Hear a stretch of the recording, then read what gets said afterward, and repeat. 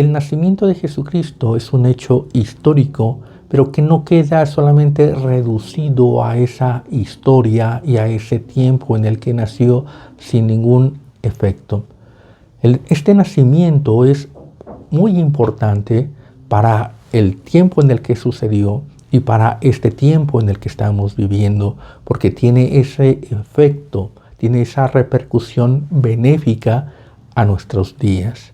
Es necesario entender lo que sucedió en ese tiempo del nacimiento de Jesucristo para saber valorarlo, para apreciarlo y para darle esa real dimensión que tiene en la vida de la humanidad y en la vida del creyente, del cristiano. Mucho se discute si sucedió en tal día o que no sucedió o que otro ocupa el lugar en ese día del nacimiento. No voy a entrar en esas discusiones, sino que nos corresponde a nosotros valorar, analizar, estudiar las Escrituras y que esto tenga un efecto en nuestra vida, afirmando nuestra fe, afirmando nuestra creencia, cimentándonos firmemente en ese cimiento estable que no va a ser conmovido, que es nuestro Señor Jesucristo.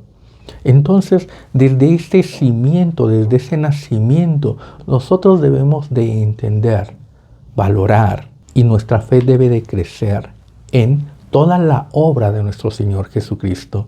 Su nacimiento es importante, así como cada hecho, como cada palabra, cada paso que Él ha dado hasta su muerte, su resurrección, su ascensión, el estar sentado a la diestra del Padre. Todo tiene un efecto benéfico a nuestras vidas. Nada de lo que Él haya dicho, nada de lo que Él haya hecho es en vano, sino que todo tiene una utilidad.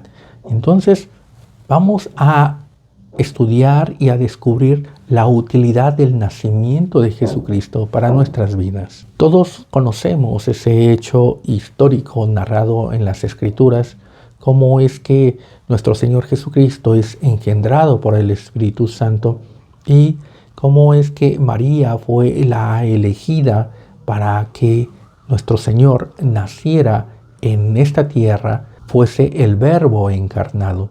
Cómo es que ellos salieron de donde vivían y fueron a Belén para que se cumpliese la Escritura, se cumpliesen las profecías de lo que debía de suceder a nuestro Señor Jesucristo. Esto es importante porque cada palabra, cada hecho, tiene ese efecto en lo que es las profecías. Las profecías tienen que cumplirse, las profecías que Dios dio para el nacimiento de Jesucristo, el nacimiento de lo que era denominado el Mesías, tenían que cumplirse, porque esa era la señal, esa era la operación de nuestro Dios y que nos indica que la palabra de Dios no es vana, no es vacía, no fue una palabra o pensamientos de hombres, sino que tiene una inspiración divina. Solamente Dios sabía lo que iba a suceder. Y entonces, en las profecías con respecto a el Mesías está escrito todo lo que Él debía de hacer desde su nacimiento, dónde, quién iba a ser la elegida y todo lo que iba a ocurrir en su vida, todo lo que iba a hacer hasta ser cumplido, como dice la palabra de nuestro Señor Jesucristo, consumado es. Cuando Él dice consumado es porque Él ha cumplido lo que correspondía en su vida en este mundo como Verbo encarnado.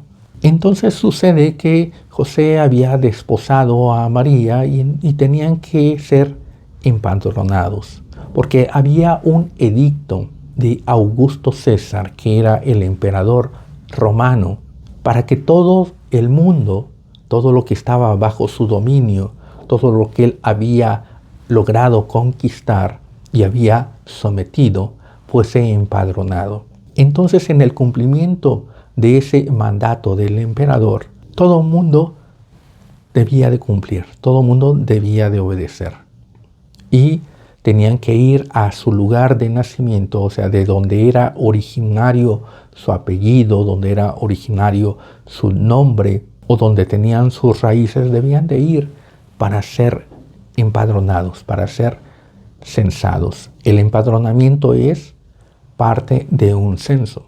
El censo consiste en contar el número de personas, el número de habitantes o el número que hay en determinado lugar. Pero el empadronamiento tiene un rasgo distintivo que consiste en que van y tienen que anotarse en un libro, tienen que dar su nombre y estar anotados en un libro. Esa es la diferencia de un censo simple, que es contar simplemente el número, y otro es el que tienen que inscribir el nombre, tienen que anotar su nombre.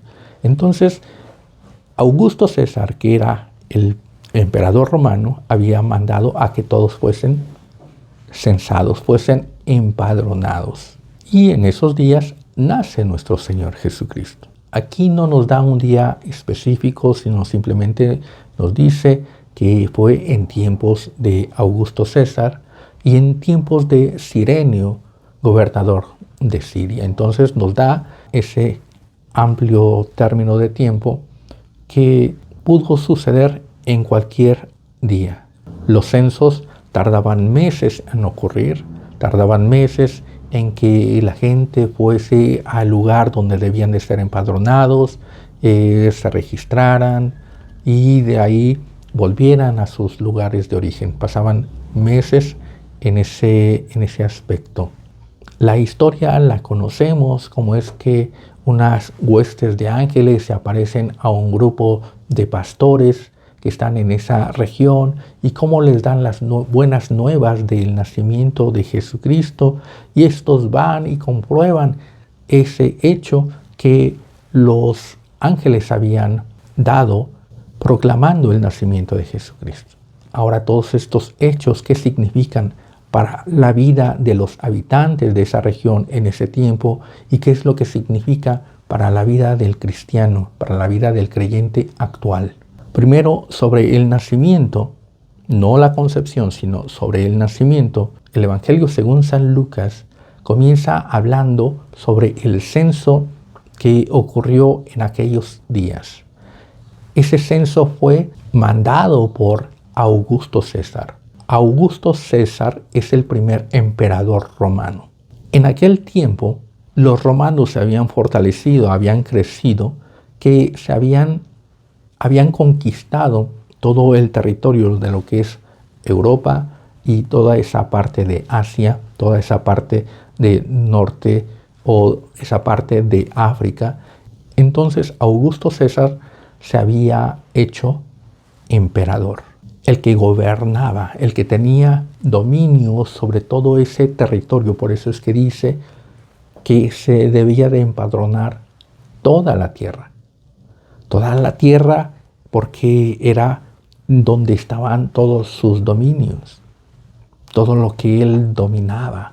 Este empadronamiento va a significar sobre cuánta gente dominaba, sobre cuánta gente gobernaba, cuánta gente estaba sometida a este emperador. Este empadronamiento tiene efectos espirituales, porque va a significar que los nombres que están inscritos ahí en ese empadronamiento, en esas actas del empadronamiento, van a mostrar toda la población que está sometida a este emperador. Entonces, el emperador en esos tiempos se hacía dueño de todo lo que había conquistado. Se enseñoreaba y a todos sus súbditos los tomaba como parte de su propiedad. Entonces ahí estaba registrado cuánta gente tiene este emperador, cuánta gente tengo, de dónde son, cómo se llaman, dónde localizarlos. Todo este censo reflejaba toda esta información. Para nuestros días, los censos son normales, son cotidianos. Cada año hay censos donde se da toda esa información el gobierno la recibe y de ahí él toma las decisiones para gobernar el país, cualquier país. Pero en aquellos tiempos del nacimiento de nuestro Señor Jesucristo, las cosas eran diferentes. Se pensaba en dominar, en someter, en esclavizar. Se pensaba en cuánta grandeza se tenía porque el emperador se hacía el dueño de todo lo que tenía.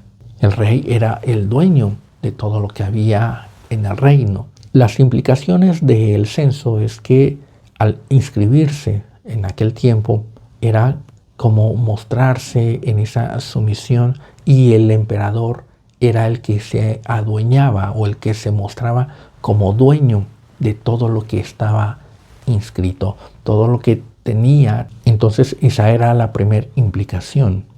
El emperador se adueñaba de todo lo que estaba en su territorio. Y todo el que se inscribía, todo el que era censado, pasaba a formar parte de la propiedad del imperio. Pasar a formar parte de esa propiedad. Es como si en México se hiciera un censo y entonces el que está censado, el que está empadronado, forma parte de la nación, forma parte de este territorio y reconoce al gobierno, reconoce las leyes. Así el estar censado por el imperio, por Augusto César, era reconocer su señorío, era reconocer sus leyes, someterse, obedecer, trabajar, participar para el engrandecimiento de este imperio. La segunda implicación es más grave, porque esto ya tiene que ver directamente con el mandato de Dios, con lo que Dios había dispuesto y había dicho sobre los censos. En Éxodo 30:12, Dios había mandado a Moisés la ley sobre los censos. Y él había dicho que cuando fuese contada la población, cuando fuese contado el pueblo de Israel, debía de pagarse un rescate por cada uno de los que fuesen censados, de los que fuesen contados. Cada uno debía de pagar un rescate, porque si no se pagaba ese rescate, entonces iba a haber grande mortandad, iba a haber grande matanza, iba a haber una calamidad. Como dije al principio, Dios prepara el terreno, Dios prepara todas las cosas. Dios no hace las cosas en vano, sino que todo tiene una proyección profética que debía de ser cumplida por nuestro Señor Jesucristo y tenía que resolverse. Entonces, en las leyes que Dios dio a Moisés está considerado los censos, pero que debía de pagarse ese rescate y que si no se pagaba iba a haber grande mortandad. Entonces aquí nos está diciendo que Dios consideraba, o que espiritualmente un censo que no es mandado por Dios, sino que es originado por el pensamiento, por el corazón del hombre, va a producir una maldición.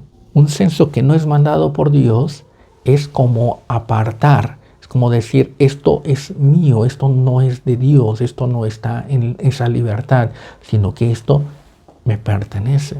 Y al entrar en esa pertenencia, dejan de pertenecer a Dios, porque el que está haciendo el censo lo está reclamando como propio, como suyo. Entonces ahí entra en contienda, porque el pueblo de Israel, el pueblo escogido por Dios, es de Dios. Él lo rescató, Él lo liberó de Egipto. Y entonces se hace ese pacto de reconocer a Dios como el Dios de Israel, el que gobierna, el que reina, el que es dueño de todo el territorio y de todas las personas, como Dios. Pero un censo originado por una persona ajena a Dios o que no está en la voluntad de Dios, se levanta como aquel que intenta contender, como aquel que intenta arrebatar lo que le corresponde a Dios o lo que es de Dios. Como si un gobierno se levantase contra otro gobierno para quitar, para despojar. Y esto es lo que está sucediendo en el tiempo de Augusto César. Este se está levantando en contra de Dios, porque el pueblo de Israel era súbdito de Dios. Aunque él había dejado que los babilonios conquistaran en ese tiempo y se llevaran cautivo al pueblo, Dios lo había autorizado. Dios lo había permitido como un castigo para Israel. Pero ahí hay una diferencia en que Dios permite o que Dios autoriza.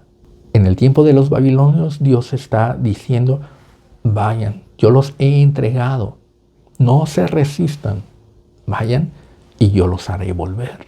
Pero aquí sucede algo muy diferente en tiempo de los romanos. Dios no había autorizado la conquista de los romanos. Dios no había autorizado que los romanos se levantaran y que Israel fuese entregado a los romanos. No lo había autorizado. Entonces es un imperio que se levanta contra la voluntad de Dios. Hay un gran salto cuando el pueblo de Israel regresa de la cautividad de Babilonia. Entonces ellos comienzan a hacer su vida. Y de repente surge ese cisma, surge ese periodo intertestamentario de los 400 en el que está Israel siendo reedificada, volviendo de la cautividad, y aquí hay un salto. Hay un actor que no estaba mencionado, que no estaba esperado y que ahora está dominando. Lo que Dios había liberado, lo que Dios había devuelto a su territorio, lo había apresado, lo había sometido y ahora se estaba adueñando de él. Entonces el imperio romano significa un imperio que se levanta contra el imperio de Dios. Y si Dios es el imperio de la vida, el imperio romano es el imperio de la muerte, el imperio de las sombras. Y son las sombras las que quieren dominar, las que se adueñan de toda esta población de Israel y de todo ese mundo conocido. Es ese imperio de muerte, porque está determinado que el que hiciera un censo, las personas que fuesen contadas debían de pagar por su rescate, porque si no iba a haber muerte. Entonces este imperio de Roma se estaba levantando como un imperio de muerte. Estamos entendiendo la situación en el nacimiento de nuestro Señor Jesucristo. Por eso es que es importante lo que está diciendo el evangelista Lucas, que en tiempos de Augusto César, él mandó hacer un censo. Y ese censo va a significar que el imperio de la muerte se está adueñando de todo el mundo conocido. Que el imperio de las tinieblas se ha levantado y ha iniciado ese proceso de devorar, de someter a todo, a esas sombras, a esas tinieblas de muerte. A nosotros nos pasa desapercibido todo esto. Pero por eso es que el nacimiento de nuestro Señor Jesucristo es único, es especial y sucede en ese momento justo.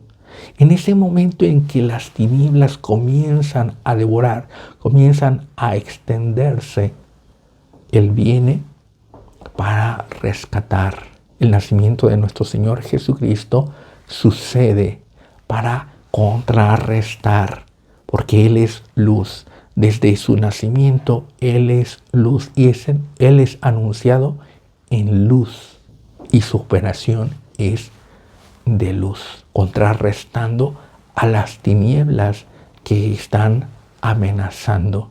Y entonces nuestro Señor Jesucristo es el que viene a pagar ese rescate, porque todo el mundo había sido empadronado y pasando a formar parte de la propiedad del Imperio Romano, que espiritualmente es pasar a formar parte de todas esas tinieblas, de toda esa oscuridad y sombra de muerte, como nos dice la profecía de Isaías.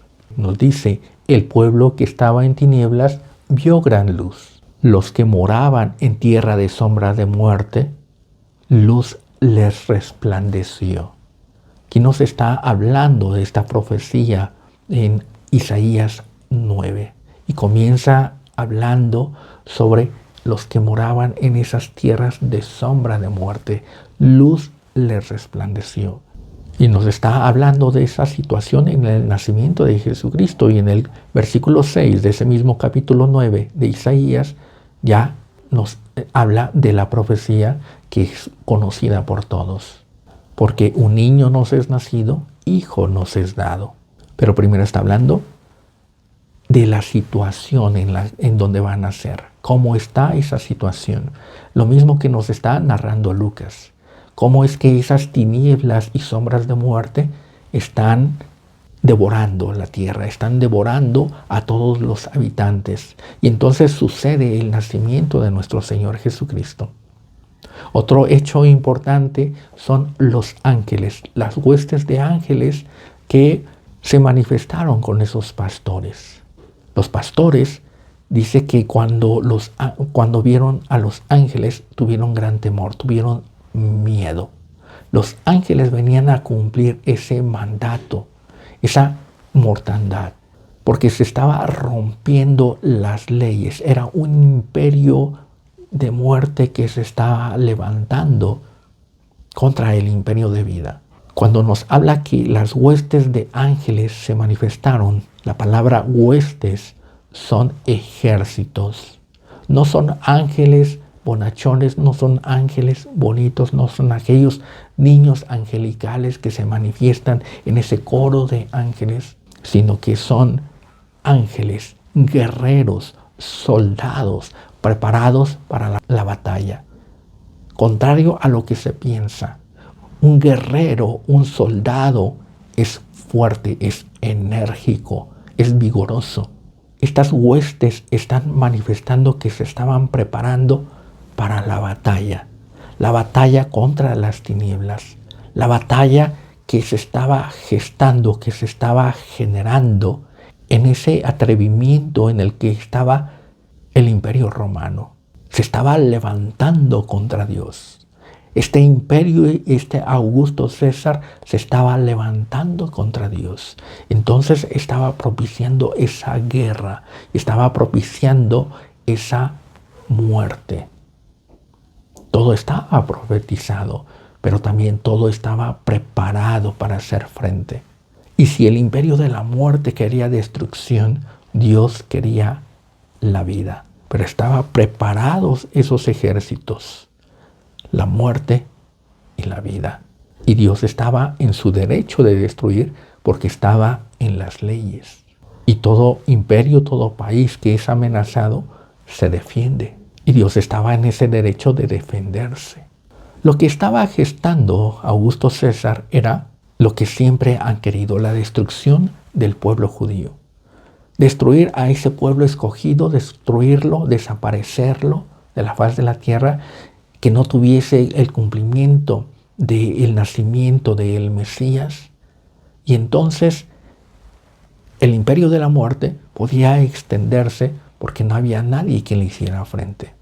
La idea de Satanás es destruir la simiente, destruir los planes de Dios, estar en contra de la voluntad de Dios y ganarle a Dios. Augusto César se está adelantando para ganarle a Dios, se está levantando en ese imperio de la muerte. Pero Dios responde, no con guerra. Dios responde no con sus ejércitos para hacer la guerra, sino que responde con su Hijo. Responde con el nacimiento de Jesucristo. Por eso es que los ángeles dicen, no temáis, no tengas miedo, no tengan miedo, porque os ha nacido un Salvador. Cuando dice, os ha nacido un Salvador, ¿salvarlos de qué? No estaban en peligro. El imperio romano los había dominado, los había sometido, pero la nación estaba en paz. Los fariseos, el gobernante, el rey Herodes, preferían mantener esa paz, preferían mantenerse en ese dominio. de qué los iba a salvar. El mundo estaba en tinieblas y no entendía su situación, no entendía el tiempo de destrucción en el que estaban. El imperio romano estaba propiciando esa destrucción, estaba propiciando esa afrenta, ese levantamiento y que Dios respondiera. Pero Dios respondió con su Hijo, con el nacimiento de Jesucristo. El mundo estaba en esa condenación, pero nació un Salvador. Y ese Salvador es el que pagó el rescate, el que vino a librar de esas tinieblas, vino a librar de ese imperio de las sombras de muerte.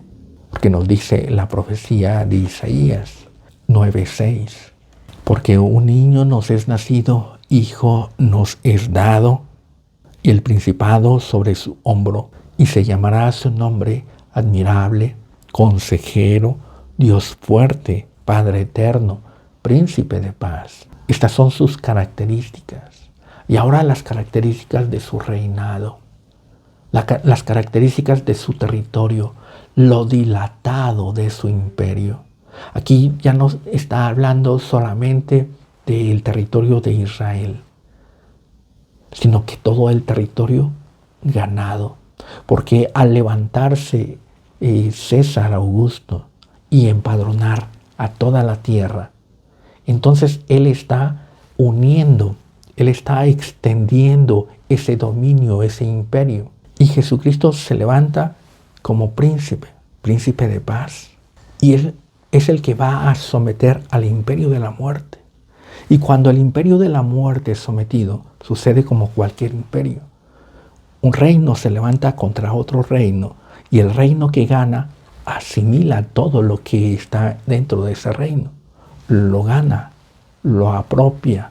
Y entonces el rey que gana comienza a reinar ya no solamente sobre su reino, sino sobre todo lo que se ha anexado, sobre todo lo que ha ganado.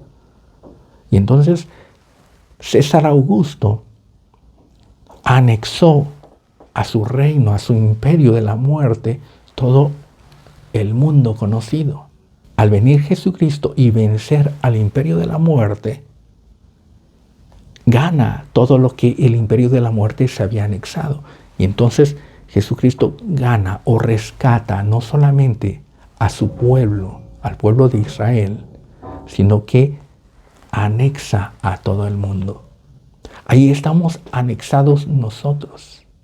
Ese es el momento en el que la operación de Augusto César, siendo contraria a nosotros, Jesucristo vino a hacerlo benéfico para nosotros, porque entonces legalmente, y este es el hecho histórico, el hecho del censo, que forma algo legal, legalmente, todo el mundo pasa a formar parte del ganador, del vencedor.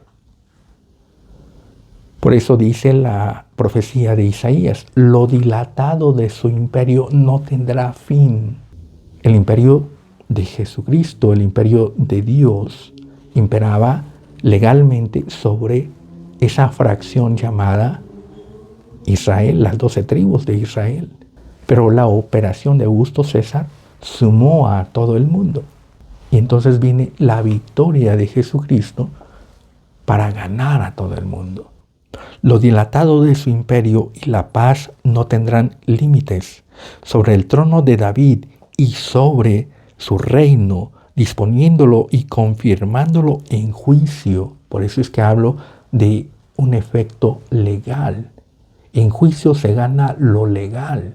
Jesucristo gana legalmente todo ese imperio dilatado, que no solamente es el reino de David, sino es todo lo que fue anexado, fue agregado por esa jugada maligna de Augusto César, y confirmándolo en juicio y en justicia desde ahora y para siempre. El celo de Jehová de los ejércitos hará esto. ¿Cómo es que nuestro Señor Jesucristo, cómo es que nuestro Dios ganó sin hacer esa guerra. Por eso nos dice el apóstol Pablo que nadie se engañe a sí mismo. Si alguno se cree sabio en este mundo, hágase ignorante para que llegue a ser sabio. A través de Jesucristo se hizo ignorante y llegó a ser sabio. Que nos dice porque la sabiduría de este mundo es insensatez para con Dios. Pues escrito está, Él prende a los sabios en la astucia de ellos. Y también en otra parte, en 1 Corintios 2:7, nos dice, mas hablamos sabiduría de Dios en misterio, la sabiduría oculta, la cual Dios predestinó antes de los siglos, para nuestra gloria, la cual ninguno de los príncipes de este siglo conoció, porque si la hubiesen conocido, nunca habrían crucificado al Señor de la gloria. Dios preparó todo esto desde un principio, y es la sabiduría empleada por Dios. El nacimiento de nuestro Señor Jesucristo tiene ese cumplimiento de toda la profecía que fue preparada por Dios. Él vino a cumplirla para deshacer las obras del enemigo, para ganar en esa victoria sin hacer esa guerra. Él vino a ganar por su testimonio, por su vida, por su obediencia, y ganó a todo un imperio. Y ganó a todos esos sabios. Y esa es la obra de nuestro Señor Jesucristo. Esa es la importancia del nacimiento de Jesucristo. Su victoria nos ha beneficiado. Y nosotros estábamos en esas tinieblas, en esas sombras de muerte. Y luz nos resplandeció. Y Él ha pagado nuestro rescate y nos ha rescatado. Y todo esto era para el pueblo judío. Pero la jugada de Augusto César nos involucró. Y entonces somos beneficiados en todo lo que los judíos son beneficiados. Somos beneficiados en ese reino de Jesucristo. Somos beneficiados en esa liberación. Él pagó nuestro rescate sin tener que pagar por nosotros. Él no tenía por qué pagar por nosotros. Él tenía y vino a salvar a su pueblo. Pero se encontró con un pueblo que estaba dilatado. Por eso dice la Escritura también, ¿de dónde me han nacido todos estos? ¿De dónde han venido todos estos? De la noche a la mañana el reino se extendió.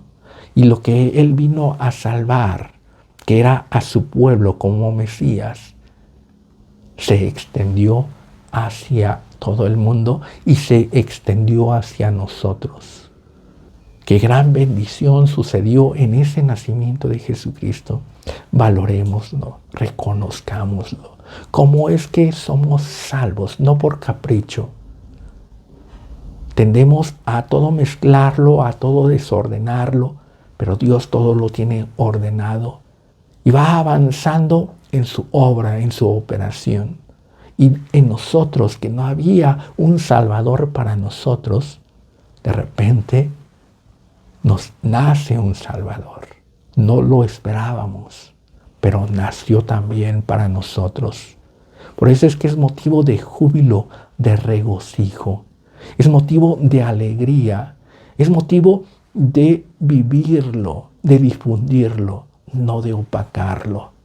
El nacimiento de Jesucristo es importante, haya nacido tal o cual día. Es importante para nosotros. Y es más importante el hecho que el día. Pero hay motivo de celebración, hay motivo para agradecer. No dejemos de reconocer, de agradecer el nacimiento de nuestro Señor Jesucristo, porque ahí comienza esa operación de salvación para nosotros, que continuó en la cruz del Calvario, pero ya beneficiándonos a nosotros. Dios les bendiga.